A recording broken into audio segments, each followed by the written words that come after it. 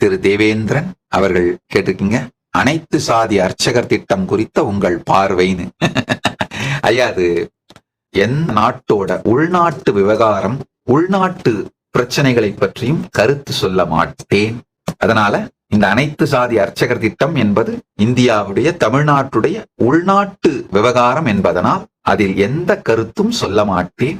சனாதன இந்து தர்மம் பற்றி எதை வேண்டுமானாலும் கேளுங்கள், சொல்லுகின்றேன். ஆனால் அரசியல் கலப்பு மற்றும் உள்நாட்டு விவகாரங்கள் என்கின்ற நிலையில் மாறிப்போன எந்த பிரச்சனையிலும் நான் கருத்து சொல்வது சரியல்ல, சரியாக இருக்காது. இப்போ ஒருவேளை நான் இந்தியாவிலேயே இருந்திருந்தேன்னா அப்போ அந்த பிரச்சனைகளை பற்றி கருத்து சொல்வது சரியாக இருக்கலாம், தார்மீகமாக சரி. இப்போ இந்தியாவினுடைய உள்நாட்டு பிரச்சனைகள், தமிழ்நாட்டினுடைய உள்நாட்டு விவகாரங்களை பற்றி நான் கருத்து சொல்வது தார்மீகமாகவும் சரியில்லை, சட்ட ரீதியாகவும் சரியில்லை. அதனால் கருத்து சொல்ல மாட்டேன்.